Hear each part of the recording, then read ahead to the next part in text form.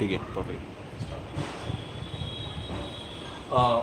मैं ताजुद्दीन पठान आप सबका आवाज़ तुमची साथ आमची इस न्यूज़ पोर्टल पे आप सबका स्वागत करता हूँ।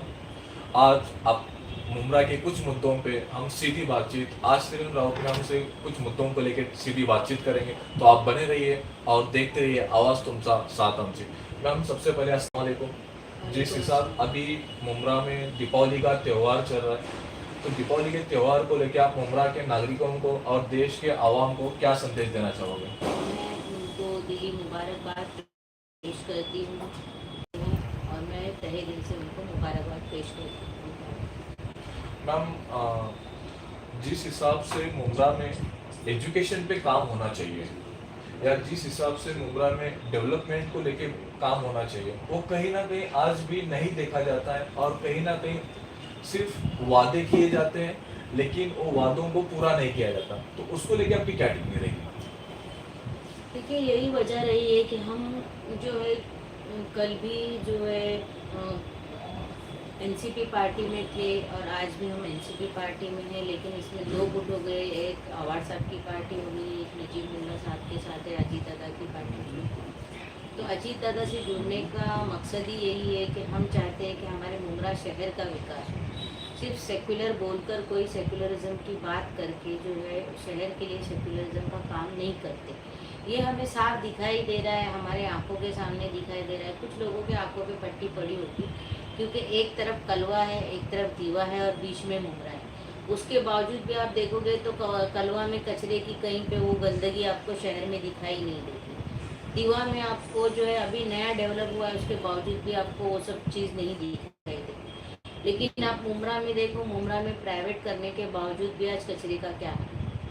पानी का मुद्दा ले लो, पानी भी कल जितना पानी उनको आता था उतना ही पानी आज आ रहा है, जबकि आज लीगल इलीगल दुनिया भर के हमारे यहाँ पे बिल्डिंगें बनी है।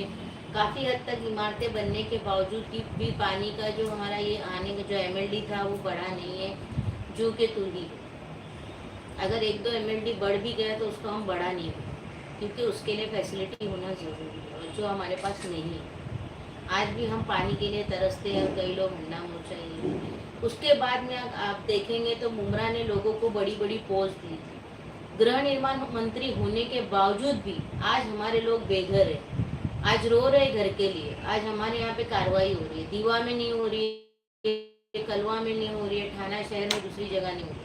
लेकिन आप मुमरा को देखोगे तो बेरोजगार किया जा रहा है लोगों को। आज आप देखोगे यहाँ के प्लेग्राउंड चोरी हो रहे हैं, यहाँ के जो रिजर्वेशन है वो चोरी हो रहे हैं। आप बताइए, विकास की बात जो ये लोग करते हैं, हमने इतना बड़ा रास्ता बनाया, ये बनाया, आपने गांव में बनाया है क्या? नहीं। आपने कहाँ बनाया? मित्तल ग्राउंड में बनाया। उसका फायदा किसको हो रहा है? जो आने वाले बिल्डर है उनको। नाला नाला आपने कहाँ बनाया? जो गांव के पुराने नालों की दीवारें जो खस्ता हो गई है, लोगों के घरों में पानी घुस रहा है। आप दरगाह रोड का हाल देखिए, जरा सी बारिश में लोगों के घरों में पानी भर जाते हैं। आज वहाँ का बजट हमने लेकर आया अल्हम्दुलिल्लाह अजीत दादा को बोलकर। लेकिन आप यहाँ पे मित्तल में जाइए, बड़े बड़े नाले बने। खाड़ी में आप जाइए, खाड़ी बन है, खाड़ी में जो है भरनी कर करके बाहर से लोग मट्टी लाला के डाल रहे, खाड़ी भरनी हो रही है। वहाँ पे जो है इलीगल तरीके से उसको खाड़ी को पूरा तरीके से बुझाया गया है कि जो शहर का पानी उस खाड़ी में जाके जमा होता था, आज रिटर्न हमारे घरों में ही आ रहा है। तो इसको आप क्या विकास बोलोगे? और यही सब चीज़ों को देख के हमने उनका साथ छोड़ दिया। हम जो लेटर देते थे काम के लिए, उस काम को इग्नोर किया जाता था। जैसे हमने सोचा था कि जिस तरीके से मैंने 8वीं 9वीं 10वीं शुरू की थी, इंग्लिश मीडियम शुरू कराया था, इसी तरीके से मेरी सोच थी कि हमारे बच्चों के लिए कॉलेज शुरू किया जाए महापालिका की तरफ से, जैसे दूसरी जगह पे। हमारे यहाँ पे गवर्नमेंट की बहुत सारी स्कीम्स हैं, लेकिन उसका लाभ हमारे बच्चों को नहीं मिला। हम चाहते थे कि हमारे बच्चों को उसका फ़ायदा मिले। तो बहुत सी ऐसी बातें हैं, जैसे कि आपने देखा होगा कि वैशाली दरेकर जो है वो शिवसेना से खड़ी थी। बाल ठाकरे की टीम, मतलब उद्धव ठाकरे साहब की जो है पार्टी की कैंडिडेट थी खासदारकी में। हमारा मन उसको वोट देने के लिए नहीं मान रहा था, क्योंकि वही लोग स्टेज पे खड़े रह के बोलते हमने बाबरी मस्जिद तोड़ी, बाबरी मस्जिद तोड़ी। तो हमने बोला हम भाई इसको वोट देंगे ही नहीं, मैं टेटस रहूँगी, मुझे वोट देना ही नहीं, मैं नोटा दबा दूंगी। उनको वो बात बुरी लगी। मैं चाह रही थी कि आवार सबको टिकट मिले सेक्युलर के नाम पे, बेशक। अगर आवाज सबको टिकट दिए होते तो मैं नजीमुल्ला के साथ जाती ही नहीं थी। क्यों उनको खासदार नहीं बनाया गया? उसने नहीं बनाया उन्होंने। हम चाहते थे कि तुम इधर से काम नहीं करे तो और बड़े बनो, यहाँ दूसरे को आने दो फिर। लेकिन जब आपने पार्टी छोड़ी, जब आपने जितेंद्र आवाड जी का साथ छोड़ा, तो बहुत सारे आप पे ऐसे एलिगेशन लगाए गए कि पैसों के लिए या फाइल उनको नहीं मिली थी इसलिए, ऐसे बहुत सारे डिफरेंट डिफरेंट टाइप के एलिगेशन आप पे लगाए। तो उसको लेके आप क्या कहना चाहोगे, या आप क्या आपके ऐसी ओपिनियन आप रखना चाहोगे आवाम के सामने? देखिए, आज की जनता सब जानती, हमें किसी को कुछ बताने की जरूरत नहीं। कि आवाड साहब के साथ जाने वालों को क्या मिला नहीं मिला, और उनका साथ छोड़ने पे उनके हमारे साथ क्या किया। मैंने पार्टी छोड़ने की सिर्फ यही वजह थी कि जो सेक्युलर आवाज़ आप बोलते हो देश की है, फिर उसको खासदारगी का टिकट क्यों नहीं दिए? क्या मेरा सवाल गलत था क्या? अगर आवाड साहब खासदार बनते, नजीमुल्ला आमदार बनता, बात खत्म हो जाती थी। वो भी तो उन्हीं की पार्टी का था, किसी और पार्टी का तो था नहीं। लेकिन अब वो उनकी मर्जी है ऊपर के लेवल पे। लेकिन आज क्या हो रहा है कि आज माहौल ये बनाया जा रहा है कि हम गलत है, हम फाइलों के लिए जा रहे हैं। भाई हम नगर से होकर हम फाइलें खुद ही बनाते, तो फाइलें इधर उधर जाने का सवाल क्या आया? ये लोगों की अपनी अपनी सोच है। हम कल जहाँ थे हम आज भी वही हैं। किसके पास बंगले गाड़ी आ रही है, कौन कहाँ जा रहा है, बोलिए। मैम, जैसा कि हमने देखा है मुमरा में जब जितने भी सत्ताधारी पार्टियां हैं, हम सबसे सवाल किया है कि जो बजट आया था आपने उस पर क्या, किस कामों पे आपने खर्च किया है। लेकिन वो बोले कि हमने ड्रेनेज नालों पे हमने काम किया है, जो भी चीज़ें हैं वो सारी चीज़ें हमको बताते गए हैं। लेकिन जब मुमरा में 1 से 1.5 घंटा बारिश होती है तो पूरा नालों का पानी सड़कों पे आ जाता है और आवाम के घरों में चला जाता है। हर बार मुमरा के आवाम किस चीज़ों से परेशान है और किस चीज़ों को उनका सामना करना पड़ता है हम सब देखते आते हैं, लेकिन फिर भी वो सारे परेशानियों का हल आज भी नहीं निकलता है। देखिए, अभी ये जो आप नालों की बात कर रहे हैं, तो इसका बजट हमने जो लेकर आए, ये बजट हमको जो मिला ये बारिश के टाइम में, और बारिश का वक्त ऐसा रहता है कि इस वक्त नालों को तोड़ा नहीं जा सकता। नालों का अगर आप रिपेयर काम भी करने जाओगे या कोई भी काम करने जाओगे, आपका कॉन्क्रीट वगैरह बह के चला जाएगा। अभी भी बारिश हो सकती है, उसका क्या टाइम टेबल हमको पता नहीं रहता। तो अभी बारिश के बाद उनके काम होने ही वाले, जैसे अमृतनगर कब्रस्तान का काम है जो मेरे वार्ड में, वार्ड नंबर 32 में। फिर हमारा जो खड़ी मशीन का जो रास्ता धंस गया था, हालांकि काम टीएमसी ने की थी, वो रोड वाले को जो है नोटिस भेजना चाहिए था, क्योंकि कोई भी रास्ता जो है कम से कम 2-2.5 साल तो टिकना चाहिए। वो साल भर भी नहीं हुआ था और वो रास्ता पूरा धंस गया था। वो रास्ते के लिए हमने बजट लाए। फिर उसके बाद में जो है श्रीकांत शिंदे साहब से अपला दवाखाना का बजट लाया, जहाँ वहाँ अपला दवाखाना बनाया है। फिर उसके बाद में शौचालय के लिए बजट लाया हमने। फिर उसके बाद में बहुत से रास्तों के काम हो रहे, गटर के काम हो रहे, पानी के जो काम रुके पड़े थे, टाकियों के काम जो रुके पड़े थे, वही चालू सब काम शुरू कर दिए। मैम, मुमरा के आवाम के लिए जो सबसे ज़रूरी चीज़ है वो है एजुकेशन। एजुकेशन जहाँ पे हम बैठ के एजुकेशन लेते हैं, जो जिसको विद्येचे घर कहा जाता है, विद्येचे माहेर घर कहा जाता है, उस स्कूलों की जो हालत आज के दिनों में है, जिस हिसाब से उसको मेंटेन करना चाहिए उस हिसाब से वो मेंटेन नहीं। कहीं भी छत गिर के बच्चों को इंजरीज होने का डर हमेशा सताते रहता है। तो ये सब चीज़ों को लेकर आप क्या टिप्पणी दोगे मैम? देखिए, हमने स्कूल के लिए 2 मरतबा बजट लाया। श्रीकांत शिंदे साहब का मैं शुक्रिया अदा करती हूँ, एकनाथ शिंदे साहब का मैं शुक्रिया अदा करती हूँ। उन्होंने 2 मरतबा फंड दिया स्कूल। रिपेयर वर्क करने के लिए इन्हीं के कॉन्ट्रैक्टर रहते हैं। अब कैसा है, वो आमदार है, अधिकारियों पे प्रेशर है, हमें तो काम करना है। उसके बाद में अभी हमने नई स्कूल के लिए बजट लाया है, 17 करोड़ का बजट है। ग्राउंड +3 की इमारत बनेगी, वहाँ पे जो है सिस्टमेटिक आगे कॉलेज भी इंशाल्लाह ताला हम लोग शुरू कराएंगे। एक बार इमारत बन जाए, जहाँ तक हो सकता है। लेकिन मैम, ये इमारत का काम चालू हुआ कि क्या अभी खाली से नहीं प्रोसेस नहीं चल नहीं, रहा है? कैसा है कि अभी उसका टेंडर निकलेगा, टेंडर के बाद में इंशाल्लाह ताला काम शुरू। तो मुमरा के बजट आ आवाम, गया। मुमरा के आवाम को कहीं ना कहीं नया कॉलेज मिलने की हाँ। उम्मीद है। महापालिका का टीएमसी। जी। और मैम, और जहाँ तक एजुकेशन के बारे में बात है, तो पहले मुमरा में अगर आप मालूमात लोगे तो पहले 1ली से 7वीं तक ही स्कूल थे। 8वीं से तक 10वीं शुरू कराने वाली मैं ही हूँ। थाना राबोड़ी के साथ हमारे महापालिका में जो ये किया था, और पेपर वर्क वगैरह मैंने ही कराए थे। तो 8वीं से 10वीं तक हमने उर्दू मीडियम मराठी मीडियम दोनों कराए थे। उस वक्त तमाम नगर सेवकों ने मेरा साथ दिए थे, मुमरा के राजन के नहीं हो, चाहे सुभाष गोयल साहब थे उस वक्त, और दीगर लोग भी थे जिन्होंने हमारा साथ दिया था। मैम मैं एक आपको एक सेंटेंस याद अभी दिलाना तो हमारी चाहूँगा। इंग्लिश मीडियम भी शुरू हुई है जो पहली से अभी 9 तक पहुँच गई। जी, मैं एक आपको एक बात याद दिलाना चाहूँगा जो की भारत डॉक्टर बाबासाहेब आंबेडकर का एक सेंटेन्स आहे, शिक्षण हे वाघिणीचे दूध आहे, जे कोणी त्याला ग्रहण करेल तो गुरगुरल्याशिवाय राहणार नाही। उसी में और एक बात ऐड ऑन करना चाहूँगा कि शिक्षण है तुमचे शस्त्र आहे। तो कहीं ना कहीं मुमरा के पॉलिटिकल जितने भी सत्ताधारी पार्टी है, जो पावर में है, जो अपोजिट में है या पावर में नहीं है, तो कहीं ना कहीं उनको ऐसा डर नहीं सताता कि कहीं ना कहीं अगर एजुकेशन को काम किया जाएगा तो यहाँ के आवाम जो है हमसे ही क्वेश्चन करने लगेगी, तो इसलिए तो कहीं ना कहीं मुद्दे को इग्नोर नहीं किया जाता, ऐसा आपको नहीं लगता?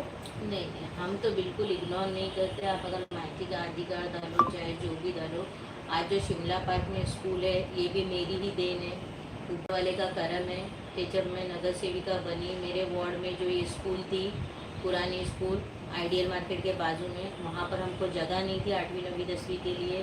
तो इसके सिलसिले में मतलब वहाँ पे जब हमने आगे फॉलोअप किया कहाँ कहाँ रिजर्वेशन है, तब हमको पता चला कि 1996 से यहाँ पे रिजर्वेशन पड़ा हुआ है लेकिन कोई ध्यान नहीं दे रहा। 2008 में हमको जंत्रे साहब ने सपोर्ट किया और उसके बाद में हमने वहाँ पे, और हॉस्पिटल के लिए टोकन बजट हमारे पास नहीं था, तो उस वक्त संजू नाइक साहब ने उनके फंड में से हमको टोकन भेजा।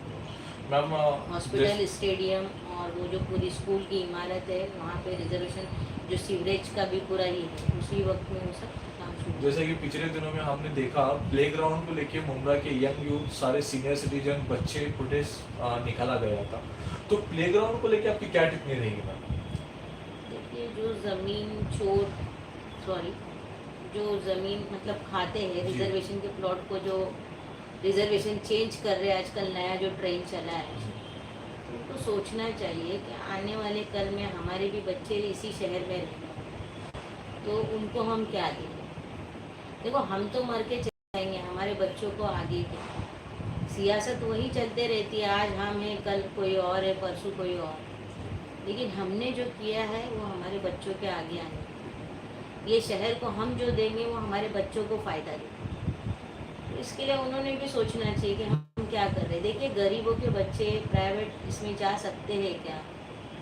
आज जो प्लॉट दूसरों को दिए जा रहे, जब स्टेडियम इतना बड़ा था तो वहाँ पे भी वो लोग कर सकते थे, तो ये जो एक सादा सा प्लेग्राउंड था तो इसको दूसरों को देने की ज़रूरत नहीं थी 5 एकड़ का। मैम जिस हिसाब से उस पर चार्जेस एक अप्लाई तरीके से किए, वो बिक ही गया ना, आपने प्राइवेट कर दिया मतलब वो बिक गया। अब आपको कोई अपनी प्राइवेट प्रॉपर्टी में फ्री में आने देगा क्या? नहीं आने देगा। जो हाल आज हॉस्पिटल का आपको दिखाई दे रहा है, हॉस्पिटल में बोलते हैं ऑपरेशन हो रहे, किसके हो रहे? जिसके राशन कार्ड है। योजनाओं में तो कालसेकर में भी होते थे ऑपरेशन। मैडम चोरी किसने किया, नाम बताओ। काय की चोरी?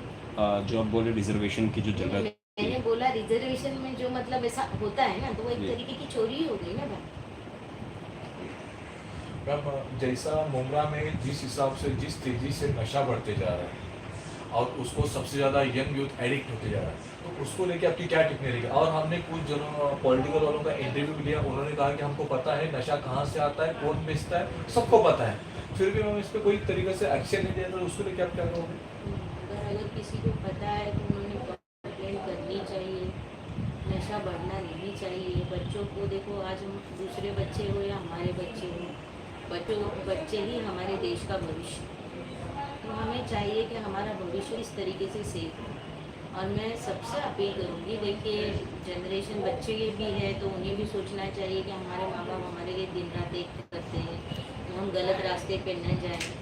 और अगर किसी को ऐसा दिखाई देता है और पता है तो उसमें कंप्लेंट करनी चाहिए। मैम एक सेंटेंस मैं यहाँ पे आपको बोलना चाहूँगा, man is born to adversity not to cry. माणूस हा जन्माला येतो तो रडण्यासाठी नव्हे तर लढण्यासाठी। मुंबई की आवाम आज भी कहीं ना कहीं बेसिक मुद्दों को लेकर स्ट्रगल कर रही है, जैसा एजुकेशन हुआ, पीने का पानी हुआ, हेल्थ को लेकर जिस हिसाब से उनको फैसिलिटी प्रोवाइड करना चाहिए वो आज भी कहीं ना कहीं प्रोवाइड नहीं की जा रही है। तो उसको लेकर आपकी क्या टिप्पणी रहेगी? देखिए, लोग गुमराह धर्म का जो चश्मा चढ़ा है इसको हटाना बहुत ज़रूरी है, क्योंकि लोगों ने सेक्युलर के नाम पे वोट लिए हैं, काम के दम पे वोट नहीं मांगा है। तो ये हमारी जनता को समझना चाहिए। और सेक्युलर पार्टी कौन है, सेक्युलर आदमी कौन है, हमारा काम कौन करेगा, ये भी ध्यान में उन्होंने रखना चाहिए। क्योंकि देखिए आज बोलते हैं कि उद्धव ठाकरे सेक्युलर है, लेकिन उसने तो ऐसा सेक्युलर वाला कोई काम नहीं किया। अजीत पवार बोले बीजेपी से जुड़ा हुआ है, लेकिन अजीत पवार ने जो है हमारे जब जानवर वगैरह पकड़े जा रहे थे, हमारे मुस्लिम भाइयों को मारा जा रहा था, पीटा जा रहा था, तो उस वक्त में कई लोग जो है अजीत दादा के पास डेलीगेशन लेके गए और उन्होंने उस बात का हल भी निकाला। उसी तरीके से आपने देखा होगा कि वो दरगाह के पास जो मामला हुआ था, तो वहाँ पर भी अजीत दादा खुद गए थे और वहाँ के लोगों को राहत दी गई। और जो सेक्युलर बोल रहे थे वो तो अभी जाने। उसके बाद में वक्फ बोर्ड की जब बात आई, तो वक्फ बोर्ड के वक्त में जो सेक्युलर बोल रहे थे वो सब आमदार वहाँ खासदार वहाँ पे थे ही नहीं उस मीटिंग में। उस वक्त में भी अजीत दादा ने ही कमेटी बनाने लगाई और उस कमेटी में ओवैसी साहब है, इकरा हसन मैडम है और जो दीगर मुस्लिम लोग हैं। तो आप सेक्युलर किसको बोलोगे? जब हालात खराब थे उस वक्त में अजीत दादा ने बम्बई में एक बहुत बड़ी अफ्तार पार्टी रखी थी, तो आप सेक्युलर किसको बोलोगे? सेक्युलर की बात करने वाले जो लोग रहते हैं वो सिर्फ बात करते हैं, उसका नतीजा भी दिखना चाहिए ना। अब लाड़की बहन योजना के लाभ मिलता है तो वो सिर्फ हिंदू औरतों को मिल रहा है क्या? मुस्लिम लेडीज को भी मिलता है, तो वो किसकी देन है? आज अजीत दादा वहाँ पे सेक्युलर के नाम पे है, इसलिए अजीत दादा ने बोला ना कि आप अगर हिंदू को दोगे, तो कई लोगों ने ऑब्जेक्शन भी लिया था कि मुसलमानों में एक आदमी की 2-2, 3-3 बीवियाँ रहती है, उनके बच्चे बहुत रहते हैं, उनकी लड़कियाँ बहुत रहती है, तो आप उनको इसका लाभ मत दो। मैं उसमें एक बात ऐड करना चाहूँगा। आप ही के पार्टी के एक नेता ने कहा कि हिंदू दुकानों से ही सामान खरीदी किया जाए, मुसलमान दुकानों से सामान ना लिया जाए। तो ये कहीं ना कहीं एक तरफ लाड़की बहनों को उसकी सुविधा भी दिया जाए और कहीं ना कहीं ये देखिए अपनी अपनी सोच रहती है। अजीत दादा ने उसको नोटिस भेजा और उसको बोला कि आप जो है हम लोग हमारी सेक्युलर हम विचारधारा पे चलने वाले लोग हैं, हम सब जात धर्म के लोगों को साथ में लेके चलने वाले लोग हैं, मैं ऐसा वक्तव्य बर्दाश्त नहीं करूंगा, मैं ये बात बर्दाश्त नहीं करूंगा। उन्होंने उसको नोटिस दिया और हो सकता है कि संग्राम जब तक जो है वो बीजेपी पार्टी में जाना चाहते होंगे, उनकी विचारधारा पे चलना चाहते होंगे, तो हम उसको कुछ नहीं कर सकते, लेकिन उनको नोटिस तो दे रहे हैं ना। जाने वाले हैं बीजेपी, ऐसा हमने मीडिया के जरिए से, सूत्रों के जरिए से जो सुनने में आता है, जो हमने टीवी पे इस पे देखा है, उस हिसाब से हम बता रहे, क्योंकि वो कहीं और रहते हैं, मैं कहीं और रहती हूँ, तो उनकी क्या सोच है इस पे मैं कुछ नहीं बोल सकती हूँ। लेकिन जो उन्होंने गलत बात की है, इसको मैं मतलब इसका निषेध करती हूँ। उन्होंने गलत बात की, उन्होंने ऐसी बात नहीं करनी चाहिए। लेकिन कहीं ना कहीं जब कोई देखिए आप ये दिखा रहे हो कि संग्राम जगताप क्या बोल रहा है, आप ये क्यों नहीं दिखा रहे हो कि अजीत दादा मुसलमानों के लिए क्या कर रहे हैं? आज मुस्लिम पार्टियां किसके पास मदद के लिए जा रही है, क्यों जा रही है, वजह क्या है? आप वो भी तो दिखा सकते हो, आप वो क्यों नहीं दिखाते हो? ये की कॉइन के दो बाजू है, हाँ, तो दोनों भी हम पैरेलल दिखा रहे हैं। दोनों सिक्के आपको दिखाना चाहिए। आपको गलत है तो फिर आप तो वही कहना है मुझे कि आप सच का साथ दो और सच को दिखाओ। ये सेक्युलर के नाम पे जो लोग हम लोगों को गुमराह कर रहे हैं, आज देखिए अविनाश यादव क्या बोला था, मैं मुमरा में आके भोंगे उतारूंगा मस्जिदों के। आज उसके बाजू में हमारे बड़े नेता बैठ रहे हैं। क्या ये सही है? क्या ये सेक्युलर की बात है? अविनाश यादव बोला था हमारी दरगाह इलीगल है, उसको तोड़ना पड़ेगा, मैं जाके दरगाह तोड़ूंगा। क्या वो सेक्युलर है? किसको सेक्युलर बोलोगे? लेकिन कहीं ना कहीं आप बताओ ना कि यही राज ठाकरे तुमको कलवा में आके गालियां दे रहा है, यही उद्धव ठाकरे साहब बोल रहे कि हमने बाबरी मस्जिद तोड़ी, मुझे गर्व है, इसको सेक्युलर बोलोगे? तो आवाम ने भी कहीं ना कहीं उनको नाकारा है ना। नाकारा आवाम ने कहा है, सेक्युलर के नाम पे तो लोग वोट ले रहे। हमारी में अभी जो माहौल बनाया जाता है, जो किया जा रहा है, लोगों ने समझना चाहिए। इलेक्शन को देखते हुए लोग क्या क्या कर रहे हैं और आज हमारे शहर के हालात क्या है, आज हम लोग किस तरफ जा रहे हैं। लेकिन जब त्योहार आता है, जैसा दीपावली आती है, रमजान ईद आती है, तो कहीं ना कहीं फेस्टिवल के सामने ऐसे हेट स्पीच देना ये लाजमी लगता है। देखिए वो तो एक पॉलिटिक्स का हिस्सा बन गया है अभी, खास करके बीजेपी की विचारधारा वालों का। उनका तो एक ट्रेन ही बन गया है कि मुसलमान को गाली दो और बड़े। उनको इजी राजनीति लगती है ये, क्योंकि लोग जो है अगर समझदारी से काम ले तो मुझे लगता है कि उनका ये नहीं चलेगा, लेकिन अभी देखते हैं क्या होता है। जिस हिसाब से आज का पॉलिटिकल पार्टी वालों का जो हेट स्पीचेस का दौर चल रहा है, वो सारे हेट स्पीचेस का कहीं ना कहीं असर स्कूल के बच्चों पे, यूनिवर्सिटी के बच्चों पे और कॉलेज के बच्चों पे, उनके जहन में ये मजहबी बातों का जहर भरा जा रहा है। तो ये हाँ, ये तो ट्रेनों में भी दिखाई देता है, हमारे साथ भी होता है, हम भी बुर्का पहन के जाते हैं बाहर। हम लोगों को ये दिखता है, सब नहीं दिखता, ऐसी बात ही नहीं है। और हम इसीलिए बीजेपी की विचारधारा को पसंद ही नहीं करते, ना बीजेपी को पसंद करते। सत्ता जो है वो किसी एक पक्ष को लेके सत्ता बैठती है, तो सत्ता को समर्थन दिया गया है, सत्ता को अपना मतलब सत्ता के जो हैं उनको अपनाया नहीं गया, या उनका विचारधारा को अपने अंदर नहीं लाया गया। जहाँ गलत है हम लोग बोलते हैं ये गलत है। हमारे काम होना ज़रूरी है, हमारे शहर का विकास होना ज़रूरी है, क्योंकि आप देखेंगे कहीं ना कहीं गृह निर्माण मंत्री होने के बावजूद भी आज हमारे लोग बेघर हो रहे, रो रहे। हेल्थ मिनिस्टर होने के बावजूद भी आज हमारा एक हॉस्पिटल जो हमको टीएमसी ने दिया है वो भी दुरुस्त नहीं है। तो ऐसे बहुत सी चीज़ें, प्ले ग्राउंड जो है हमारा, ये उसके मेंबर होने के बावजूद भी आज हमारे प्ले ग्राउंड के साथ छेड़छाड़ हो रही है। तो बहुत सी बातें ऐसी है जो हमारे समझ में ही नहीं आती कि क्यों हो रहा है हमारे साथ। ये हमारे मतलब ईमानदारी का फल है या हमारी मासूमियत का फल है, ये अभी समझ में नहीं आ रहा है। मैम, जिस हिसाब से मुमरा में बिल्डिंगों को डिमोलिश किया जा रहा था, कहीं ना कहीं मुमरा की आवाम नजीब मुल्ला की तरफ एक अलग नजरे से देखते हैं। नजीब मुल्ला की पहचान नहीं, नजीब मुल्ला का काम बात करता है। तो वो कार्रवाई के टाइम पे कहीं ना कहीं मुमरा की आवाम चाहती है नजीब मुल्ला आए और हमको कुछ उनसे मदद मिल जाए, तो वो हो सकता था। भाई देखिए, नजीब मुल्ला अभी फिलहाल एक नगर सेवक भी नहीं है, क्योंकि हम लोग 4 साल से नगर सेवक नहीं। वो एक नॉर्मल कार्यकर्ता है, एक पार्टी का अध्यक्ष। उसकी इतनी पहुंच नहीं है, जो काम आमदार कर सकता है वो एक। लेकिन आवाम, मुमरा की आवाम कहीं मेरी ना बात को कहीं पूरी होने दीजिए। मुमरा की आवाम उसको इस नज़रिए से देख रही। आपको पता है, एक बार अगर वो आके जाए उसके ऊपर 4 केसेस खुल जाए, वहाँ पे भी एट्रोसिटी दाखिल कर सकते थे वो लोग। इलीगल बिल्डिंग की बात थी, लीगल बिल्डिंग की बात तो थी नहीं। अभी आपने देखा होगा रफीक चाचू का हाल क्या हुआ है।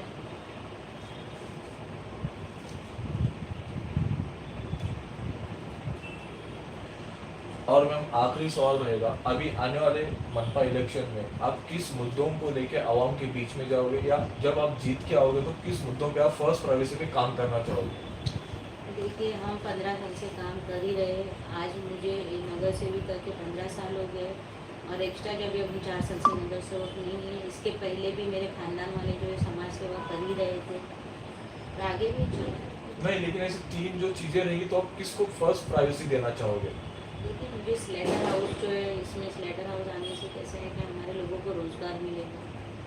हमारा जो प्लेग्राउंड बच्चों को मिलना चाहिए, जिसके पीछे हमारी मेहनत चल रही है। हॉकर जोन होना चाहिए, जो ट्रैफिक हमारी बेवजह की हो रही है, लोगों को परेशानियाँ हो रही है। एक ब्रिज होना चाहिए। अगर एक फ्लाईओवर रहता तो बड़े शायद। नेता ने एक फ्लाइंग हॉकर्स जोन की बात की थी, वो आज भी मुमरा के हॉकर्स इंतजार कर रहे हैं, तो वो कहीं ना कहीं मुमरा के आवाम को देखने मिलेगा। हैंगिंग मार्केट Hanging मैं भी कई दिनों से ढूंढ रही हूँ, नहीं मिलेगा तो आपको पता। तो आज जितने भी हमने सवाल आसिफ मैम से किए, वो सारे सवाल के जवाब हमको सरलते से मिले। तो ऐसे ही लाइव अपडेट्स देखने के लिए देखते रहिए आवाज़ तुमसा साथ आमचे। Thank you so much. Madam, कुछ क्वेश्चंस आ रहे हैं लाइव पे। आपने मौलाना को लेकर कुछ ऐसा बयान दिया था क्या, जिसमें कुछ क्वेश्चन है कि आप राजनीति करो ठीक है, लेकिन उलमाओं को बोलो मत, अच्छा नहीं होगा। इसका जो जवाब होगा हम उसका इलेक्शन में देंगे। तो कुछ इस तरह के कमेंट्स आ रहे हैं, उस पर क्या बोलना चाहेंगे आप? देखिए, मैंने मेरी बात को क्लियर कर दिया है। एक पर्टिकुलर पार्टी के ऑफिस पे बैठ के एक आदमी ने बताया है कि हम आपको इलेक्शन में बताएंगे, यानी एक तरीके से उन्होंने धमकी दी। ठीक है, इज्जत जिल्लत अल्लाह के हाथ है। अगर मेरे नसीब में जीत रही तो मैं जीतूंगी, हार रही तो बोल नहीं सकती। ये तो अल्लाह की मर्ज़ी है, क्योंकि राजनीति ऐसा मेरा कोई पेशा या फिर कोई वो नहीं है, जज्बा नहीं है। नहीं, मुझे उससे मेरा घर चला है। बस मेरा रब अगर मुझे इज्जत दे। रही बात उलमाओं की, तो मैं उनकी बहुत कदर करती हूँ।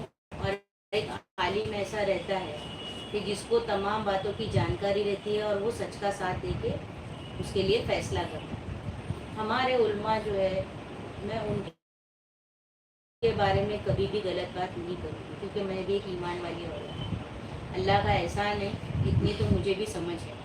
मैंने गूंगा मौलाना उन लोगों को बोला जो इलेक्शन पीरियड में जो है माइक ले लेके दाढ़ी टोपी रखते हुए, जिनके पास कोई सर्टिफिकेट नहीं, गली गली घूम के हम लोगों को जो है बात कर रहे थे कि हम लोग गुस्ताखी